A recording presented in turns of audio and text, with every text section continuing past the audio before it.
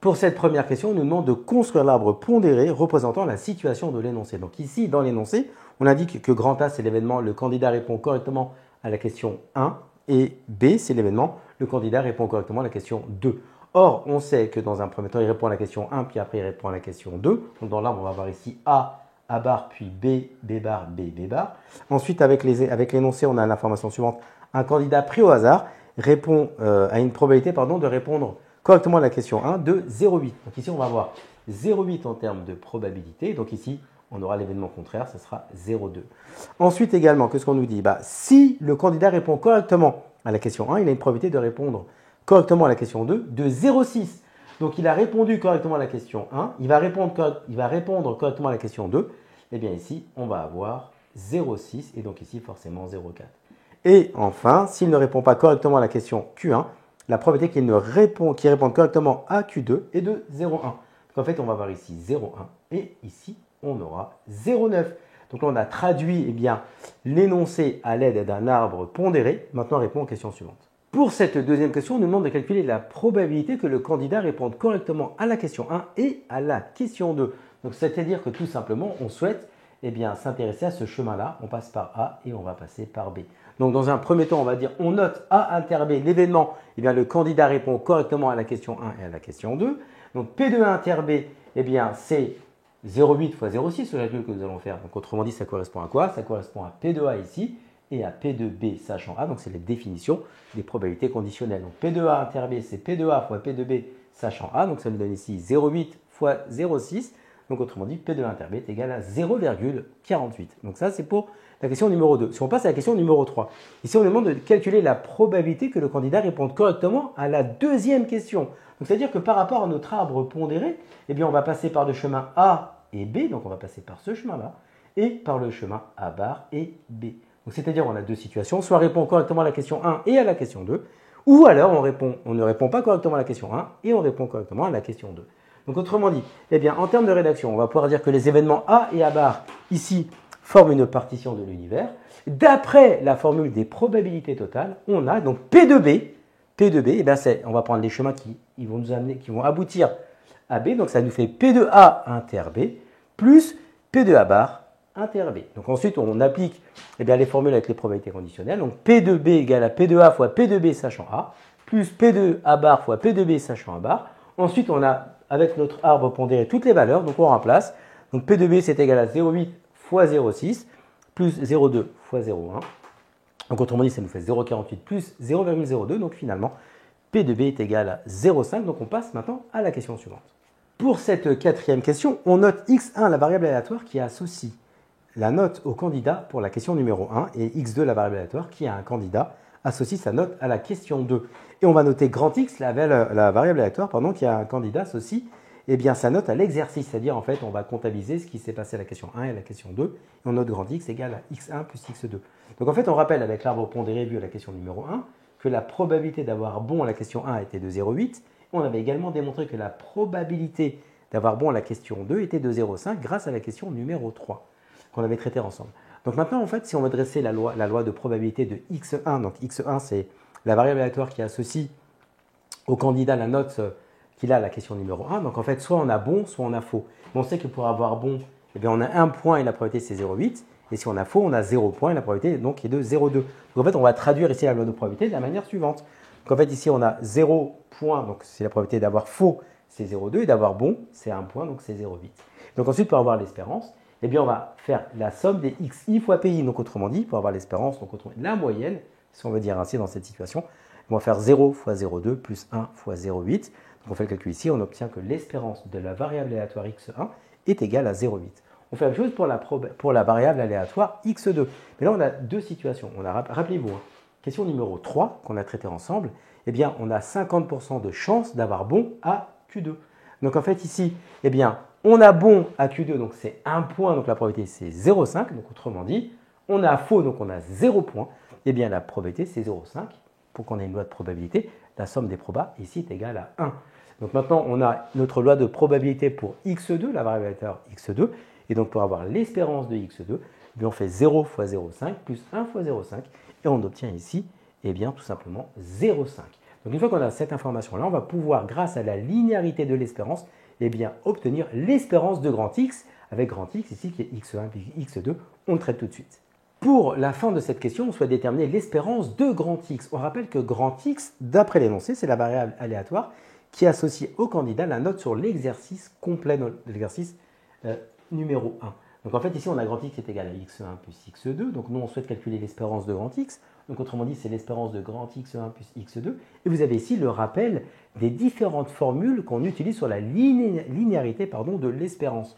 Donc en fait, ici, l'espérance de x1 plus x2, donc d'après le rappel, c'est tout simplement l'espérance de x1 plus l'espérance de x2. Or, on a déterminé précédemment l'espérance de x1 et on a déterminé l'espérance de x2. Donc en fait, si on veut l'espérance de grand X, ça nous donne ici 0,8 plus 0,5, on obtient ici 1,3. Donc l'espérance de 1,3, si on traduit cette information-là, ça signifie qu'en moyenne, un candidat sur l'exercice numéro 1 aura une note de 1,3. Donc on va passer maintenant à la question numéro 5.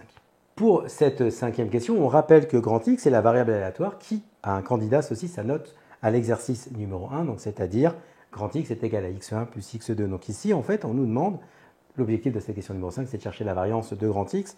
Donc on souhaite déterminer P de x est égal à 0, P de x est égal à 2, et enfin d'en déduire P de x est égal à 1. Donc on va rappeler une chose, en fait, grand X, ça correspond au nombre de points total de l'exercice numéro 1, comme on a vu tout à l'heure. Donc soit on a bon la question 1, soit on a bon la question 2, soit on a bon la question 1 mais fois la question 2 et ainsi de suite. Donc là, on a les différentes possibilités. Donc là, ici, je vais mettre les points possibles que l'on peut avoir, c'est-à-dire que, regardez, soit on a tout bon, donc la question 1, la question 2. Donc comme chaque question c'est égal à 1, ici, on va avoir 2 points dans cette situation-là. Si je prends ici, on a fois la question 1 mais on a fois la question 2, on a 0 point, nous sommes d'accord. Or, mais si on a bon la question 1 mais fois la question 2, on a quand même un point. Mais si on a fois la question 1 mais bon la question 2, on a quand même un point. Donc en fait, c'est ça un grand X. C'est le nombre de points possibles, la note si vous préférez, la note à l'exercice numéro 1. Donc en fait, ici, comment on va s'y prendre? On sait que dans un premier temps, l'événement A bar inter B bar, ça correspond à l'événement, le candidat à 0 à l'exercice numéro 1, comme on voit ici. D'accord? Donc en fait, ici, on est dans cette situation-là. D'accord? C'est pour ça que P de A bar inter B bar, c'est P de A bar fois P de B bar sachant A bar. Donc c'est 0,2 fois 0,9, donc c'est égal à 0,18. Donc autrement dit, P de grand X est égal à 0, on va l'avoir ici, c'est égal à 0,18. Maintenant, si on veut avoir la note de 2 à l'exercice numéro 1, en fait, on va passer par le chemin A, B. On voit ici, on a 2 points ici. On a bon la question 1 et puis on a bon la question 2. Donc l'événement A inter B correspond à l'événement, le candidat à 2 à l'exercice numéro 1. Donc c'est-à-dire que ici, P de inter B, ça nous fait ici 0,48, tout simplement. Pourquoi? Parce que c'est ce que nous avions vu à la question numéro 2 de la partie A. Donc si P de x est égal à 2, est égal à 0,48. Or, on cherche une loi de probabilité. Ce qu'il faut comprendre, c'est que ici, P de x est égal à 1. Il y avait deux manières de le faire, la question. Là, je l'ai fait de manière standard, c'est-à-dire je mets dans mon arbre ici, je fais le chemin A inter B bar ou le chemin A bar inter B. Donc ça va s'écrire comme ça, P de x égale à 1, c'est P de inter B bar plus P de A bar inter B. Donc ça fait le calcul ici suivant, 0,8 fois 0,4, 0,8 fois 0,4 plus 0,2 fois 0,1. Donc on va trouver que c'est égal à 0,34. Donc c'est P de x est égal à 1, donc 0,34. Mais sinon, on aurait pu le faire comme ça, rapidement. On sait que P de x égale à 0 plus P de x est égal à 1 plus P de x est égal à 2. Et bien tout ça c'est égal à 1 parce qu'on cherche une loi de probabilité. Donc ça doit faire 1 en termes de probabilité. Et bien après c'est une équation. Et bien si on cherche P de x est égal à 1, on fait 1 moins P de x est égal à 0 moins P de x est égal à 2. Et on obtient également le même résultat. Si vous remplacez P de x égale à 0, on a dit que c'était 0,18. Donc ça nous fait 1 moins 0,18 moins P de x est égal à 2, donc 0,48. Ben, si on fait le calcul, on va trouver que c'est égal à 0,34. Donc c'était la deuxième manière de le faire pour trouver la valeur de P de x est égal à 1. Donc on a P de x égale à 0, on a P de x est égal à 2, et enfin on a P de x est égal à 1. On va pouvoir ici donner directement la loi de probabilité de grand X. Donc en fait ici, xi, c'est les valeurs possibles pour grand X. Donc c'est soit 0, 0 sur la note de 0, la note de 1, la note de 2.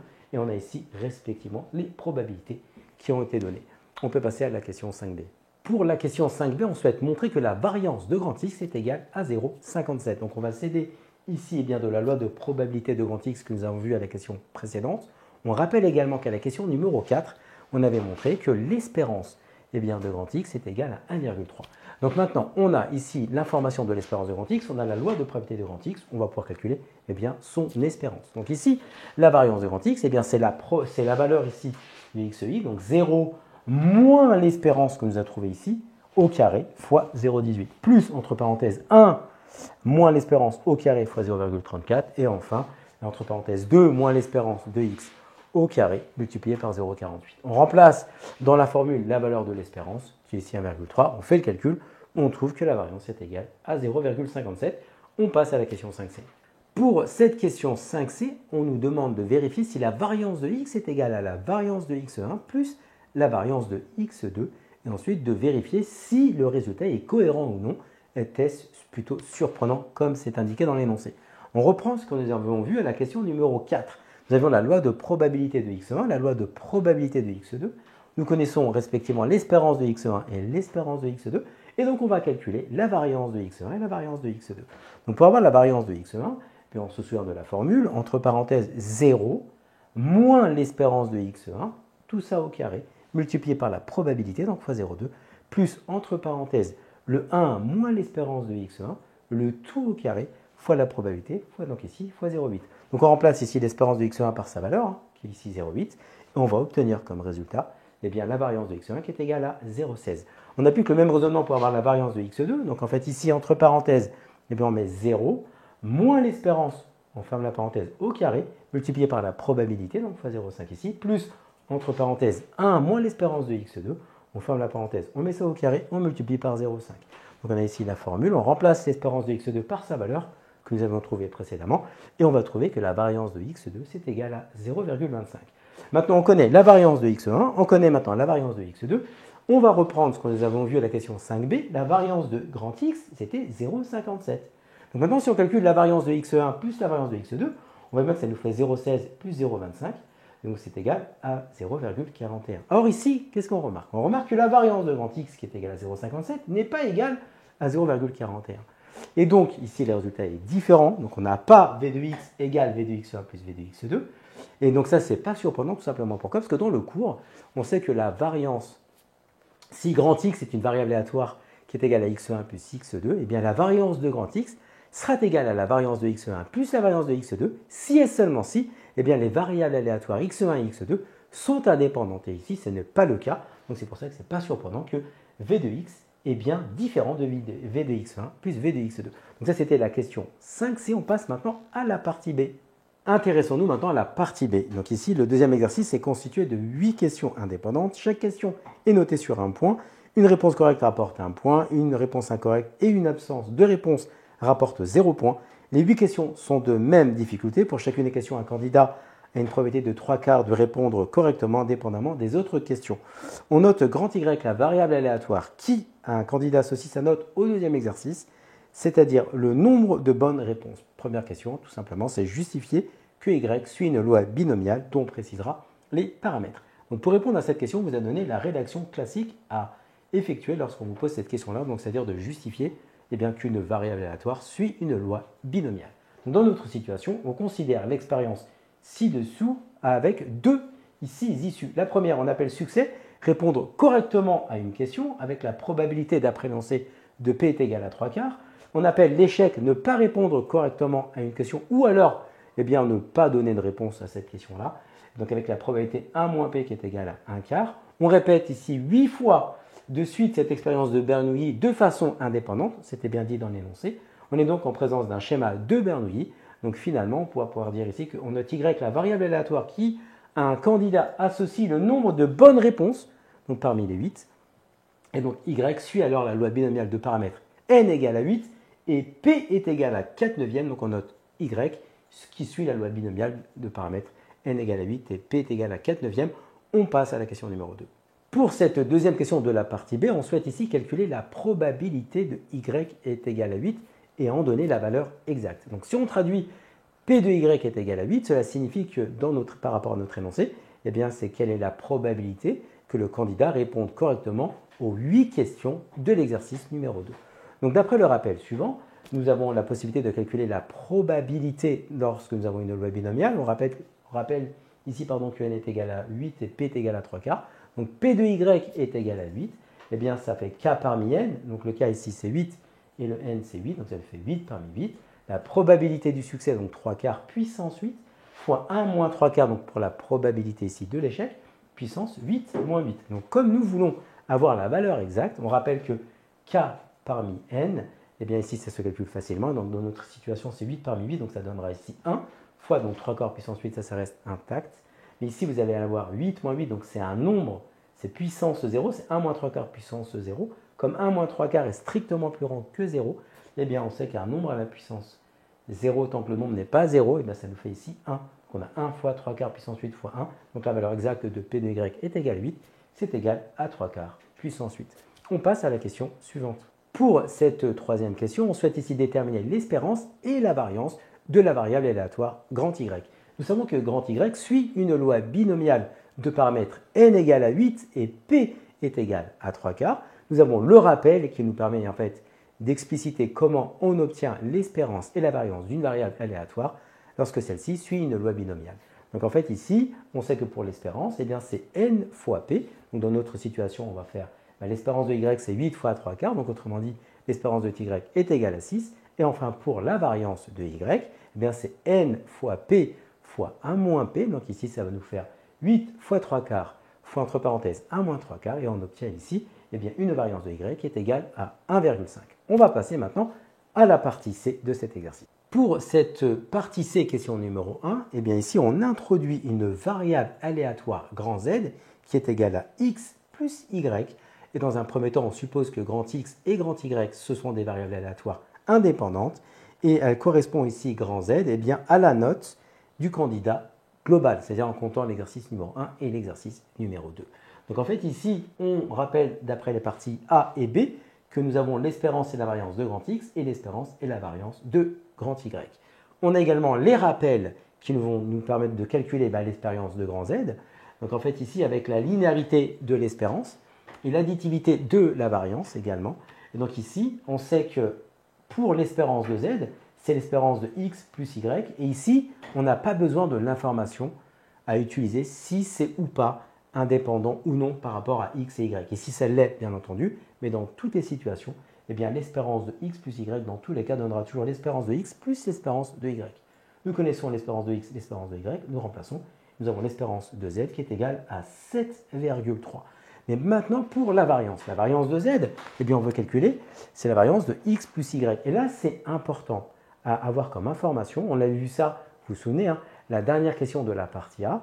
Eh bien, on sait que pour appliquer la variance de X plus Y, elle n'est égale à la variance de X plus la variance de Y, eh bien, si et seulement si X et Y sont indépendantes. Et ici, dans l'hypothèse de l'exercice, c'est bien donné.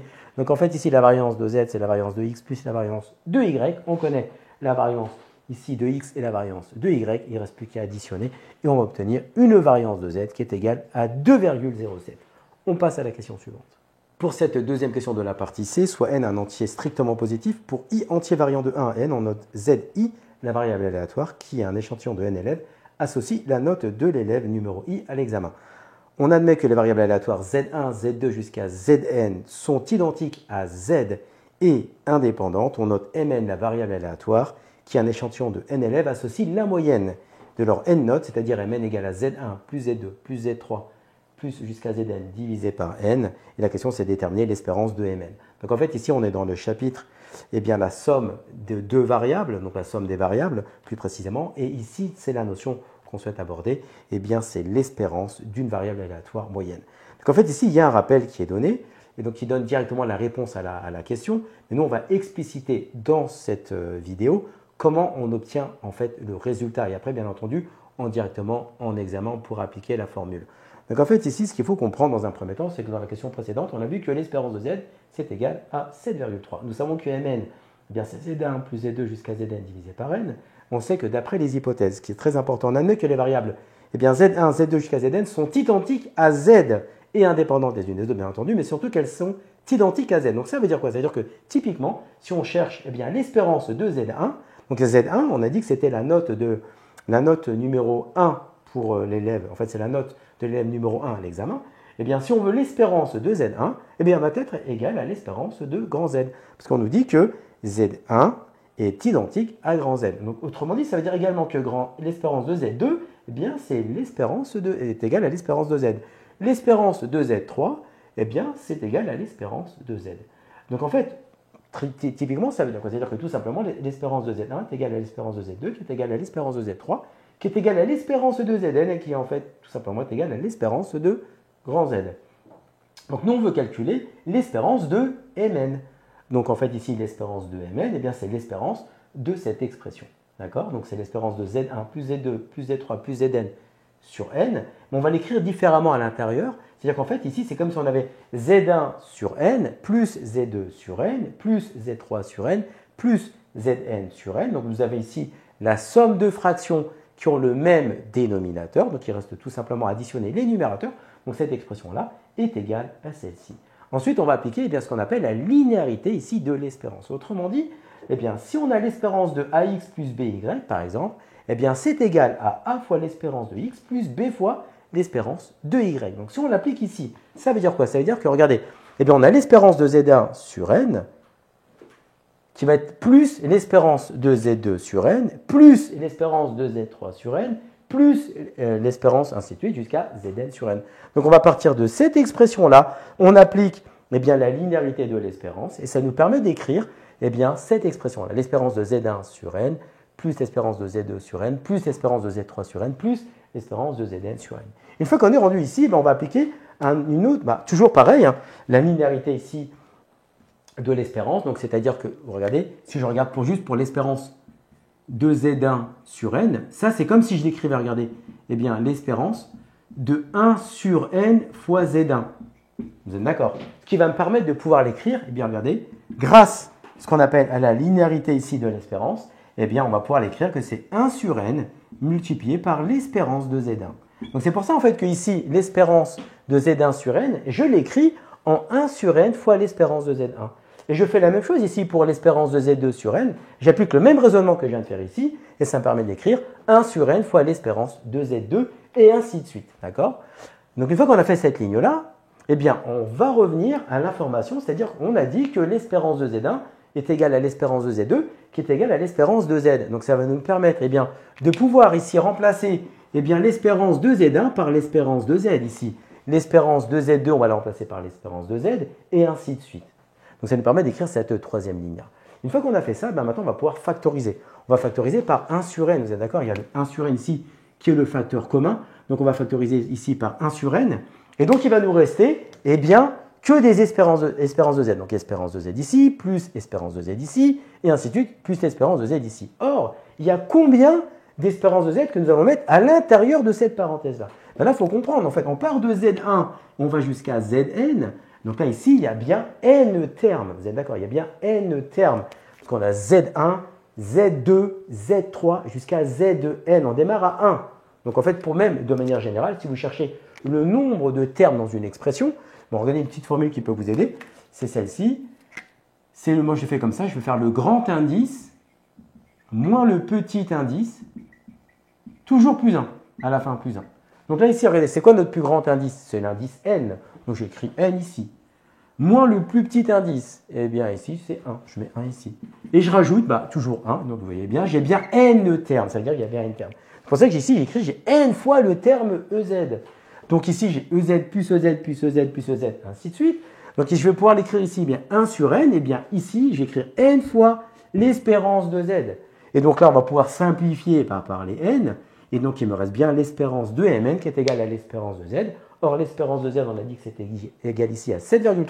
Donc ici, on met 7,3. Donc si vous prenez maintenant le rappel, regardez, c'est écrit, on considère une variable aléatoire grand X, soit un échantillon x1, x2 jusqu'à xn de taille n de variables aléatoires identiques à x et indépendantes.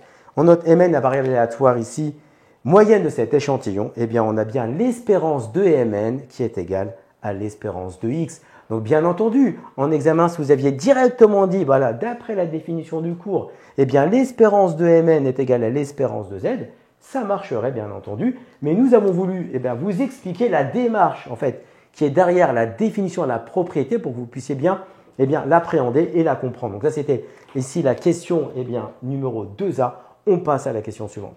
Pour cette deuxième question de la partie C, ici, quelles sont les valeurs de n telles que l'écart type de Mn soit inférieur ou égal à 0,5. Donc on rappelle dans un premier temps que la variance de z est égale à 2,07. Nous cherchons, nous, eh bien, dans un premier temps, l'écart type de Mn, mais pour déterminer l'écart type de Mn, j'ai besoin de la variance de Mn. Donc d'après le rappel, on sait que la variance de Mn, eh bien, c'est la variance de z sur petit n. On connaît la variance de z, on remplace, eh bien, ça nous fait 2,07 sur n. Or, si on connaît la variance eh bien, de Mn, on va pouvoir directement déterminer eh bien, l'écart type de Mn. On sait que l'écart type de Mn, eh bien, c'est la racine carrée de la variance de Mn. Donc, on a juste à remplacer eh bien, sous le radical l'expression eh 2,07 sur n. Donc, l'écart type de Mn est égal ici à la racine carrée de 2,07 sur n. Or, ici, qu'est-ce qu'on cherche? On relit l'énoncé. Quelles sont les valeurs de n telles que l'écart type de Mn soit inférieur ou égal à 0,5? Donc ici, on a l'écart type de Mn, et nous, on cherche eh bien, les entiers naturels n tels que eh bien, la racine carrée de 2,07 sur n soit inférieure ou égale à 0,5. Autrement dit, l'écart type de Mn est inférieur ou égal à 0,5. Donc il va falloir résoudre cette inéquation. Donc l'objectif, c'est de trouver le petit n. Donc comment on va faire? Dans un premier temps, on va élever les expressions de chacun des membres au carré.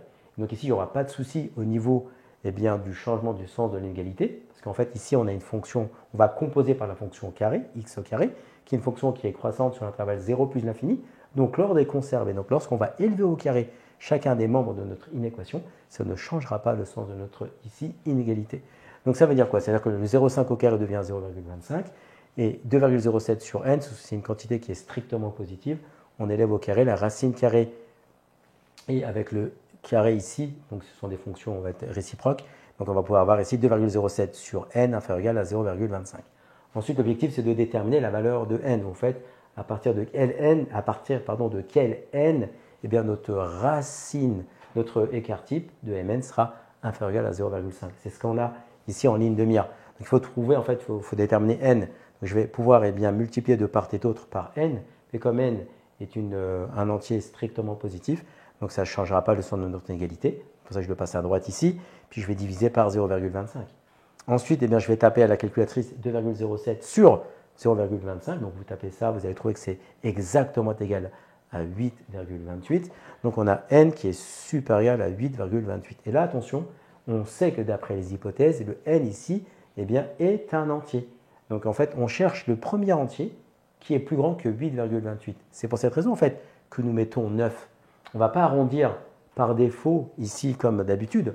Là, ici, on cherche le premier entier qui est plus grand que 8,28. Donc le premier entier qui est plus grand que 8,28, c'est eh bien ici 9. Donc c'est pour ça qu'on va pouvoir conclure, eh bien l'écart type Mn est inférieur ou égal à 0,5 à partir du moment où n est supérieur ou égal à 9. On passe à la dernière question de cet exercice. Pour cette dernière question, pour quelle valeur trouvée en B, montrez que la probabilité que Mn soit comprise entre 6,3 et 8,3 est supérieure ou égale à 0,75. On rappelle que Mn, c'est la variable aléatoire qui, à un échantillon de n élèves, associe la moyenne de leurs n notes. Donc en fait, ici, l'idée, c'est de quoi? C'est de chercher la probabilité que la moyenne de cet échantillon à l'examen eh bien, est une note comprise entre 6,3 et 8,3 et que cette probabilité eh bien, soit supérieure ou égale à 0,75. Donc en fait, cette question-là va utiliser eh bien, l'inégalité de Bien-Aimé-Chebyshev. Donc c'est une inégalité que nous allons voir dans le chapitre de la loi des grands nombres et on va expliciter comment eh bien, y arriver. Donc en fait, ici, on nous demande quoi? On nous demande de calculer la probabilité que Mn soit comprise entre 6,3 et 8,3. On se rappelle une chose, c'est que l'espérance de Mn dans cet exercice-là, qu'on avait déterminé à la question 2a, eh bien, l'espérance de Mn était de 7,3. Donc en fait, ici, eh bien, on va rappeler rapidement ici la définition de Bien-Aimé-Chebyshev. En fait, vous remarquez une chose, en fait, on a besoin eh bien, d'une valeur absolue, d'accord? Et donc x moins mu, donc une valeur, donc une espérance, supérieure ou égale eh bien, à une valeur est inférieure ou égale à la variance sur a au carré. Donc en fait, ici, l'idée, c'est de faire apparaître une valeur absolue. Donc, on va enlever le rappel, on va le remettre tout à l'heure. Donc en fait, ici, on remarque une chose, c'est que là, nous avons 6,3, nous avons 8,3. Et bien en fait, on remarque que si je fais 7,3 moins 1, ça me fait 6,3. Et si je fais 7,3 plus 1, je trouve eh bien 8,3. Donc j'ai expressément juste écrit eh bien, les termes à gauche et à droite à l'aide de mon espérance. Donc une fois que j'ai fait ça, eh bien je vais me dire, Et comme je veux faire apparaître une valeur absolue, donc la valeur absolue, on sait que c'est une distance. En partant de cette inégalité ici, je vais faire moins 7,3 ici, moins 7,3 ici, moins 7,3 ici. L'étape ici qu'on a fait, c'est juste réécrire en utilisant notre espérance, parce qu'on a besoin de l'espérance ici, en milieu, d'accord, pour appliquer la définition ici d'une valeur absolue. Vous avez fait 7,3 moins 1 moins 7,3, inférieur égal à mn moins 7,3, inférieur égal à 7,3 plus 1 moins 7,3.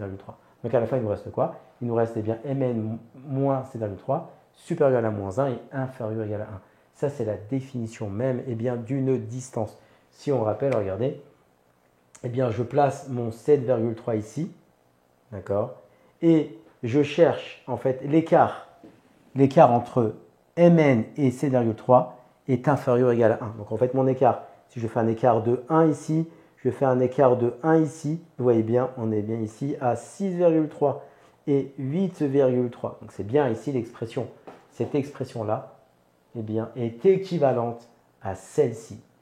Donc on a bien fait apparaître une valeur absolue. Mais si on remet maintenant la définition de notre formule de l'inégalité de Bien-Aimé-Tchebychev, qu'est-ce qu'on remarque? On remarque qu'on a bien ici le E de x, l'espérance qui apparaît. Donc c'est pour ça que ici j'ai mis 7,3 et 7,3. J'ai exprimé les inégalités, les extrémités des égalités avec mon espérance. Mais j'ai besoin d'avoir supérieur ou égal à une valeur, alors que moi j'ai inférieur ou égal. Donc on y est quasiment. C'est pour ça que j'ai mis presque le début de notre inégalité de Bien-Aimé-Tchebychev. Mais en fait ici, il faut comprendre une chose sur notre schéma, c'est en termes de loi de probabilité. Si on additionnait les probabilités d'être dans cet intervalle plus la probabilité d'être à l'extérieur de l'intervalle, vous êtes d'accord que ça va faire 1. D'accord? Si on additionne les probabilités sur lesquelles on est dans l'intervalle plus la probabilité de ne pas être dans l'intervalle, si on additionne tous ces éléments-là, ça va donner une probabilité qui va être égale à la somme égale à 1. C'est pour ça en fait, que j'écris ici la probabilité de la valeur absolue de mn moins 7,3 inférieur ou égal à 1 plus l'événement contraire, si vous voulez, la probabilité de la valeur absolue de mn moins 7,3 strictement plus grand que 1. Parce que là, on est inférieur ou égal à 1, c'est ici, et strictement plus grand que 1, donc je vais être à l'extérieur.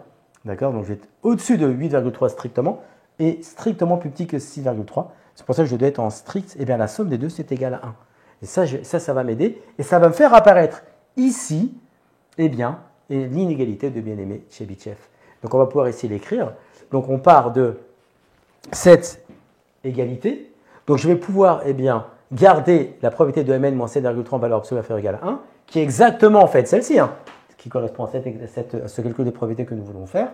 Donc c'est égal à 1 moins la valeur absolue de mn moins 7,3, mais strictement plus grand que 1, donc par rapport à la définition de Bien-Aimé-Tchebychev, que vous ayez strictement ou supérieur ou égal, il n'y a pas de souci en termes d'application de la formule. Donc si on applique maintenant la définition, on la remet ici, on va remettre ici également la définition qui va apparaître, on voit bien que c'est la variance de mn sur le a au carré, donc là notre a c'est 1 ici. D'accord? Donc on va pouvoir enlever le rappel. Donc on va garder la probabilité de mn moins 7,3 en valeur absolue strictement plus grand que 1 est inférieure ou égale à la variance de mn. Et là il faut utiliser les valeurs que nous avons obtenues à la question 2b. Donc c'est pour ça qu'en fait d'après les hypothèses, le n est supérieur ou égal à 9. D'accord? Et on sait également que la variance de mn c'est la variance de z sur petit n. Or on connaît la variance de z qui est à 2,07. Donc ici, on a, si n est supérieur ou égal à 9, 1 sur n est inférieur ou égal à 1 sur 9. Et on va multiplier par Vz cette inégalité. Ça ne changera pas le sens de notre inéquation, parce que la variance de z, on l'a trouvé tout à l'heure que c'était 2,07 dans les questions précédentes. Donc ça nous permet de dire que la variance de z sur n est inférieure ou égale à 2,07 sur 9. Donc on va pouvoir majorer, c'est ça l'objectif d'une égalité de Bien-Aimé-Tchebychev, c'est de majorer cette expression, c'est-à-dire en fait de majorer les probabilités dans lesquelles, ici je vais mettre en couleur, lorsqu'on se situe ici, on va trouver la probabilité qui va majorer la probabilité globale de cette expression ici.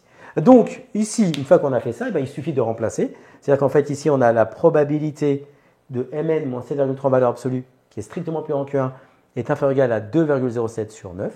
Or, nous on sait ce calcul-là, on sait que P de m moins 7,3 en valeur absolue qui est inférieur ou égal à 1 est égal à 1 moins cette expression qu'on vient juste de calculer, qu'on vient de remplacer ici. On fait le calcul, on trouve que ça fait 0,77. Donc, cette expression-là qu'on a écrite en valeur absolue, correspond exactement à celle-ci. Hein. C'est ce qu'on a dit ici. Hein. Regardez. Eh bien, donc, tout simplement, on vient de montrer que cette probabilité eh bien, est égale à peu près à 0,77. Donc, elle est bien supérieure ou égale à 0,75. Donc, voici une question classique que l'on peut rencontrer au baccalauréat sur la loi des grands nombres, donc un chapitre qu'on va aborder en fin d'année, bien entendu, et qui va tomber sûr et certain le jour du baccalauréat avec notre inégalité de bien-aimé Chebyshev. Donc voilà, on a fait un exercice qui est complet, qui reprend toutes les notions importantes eh bien, à reprendre au baccalauréat sur les probabilités, sur la somme des variables aléatoires et sur la loi des grands nombres. Si vous avez apprécié la vidéo, vous mettez un pouce et vous partagez à tous les copains de la classe.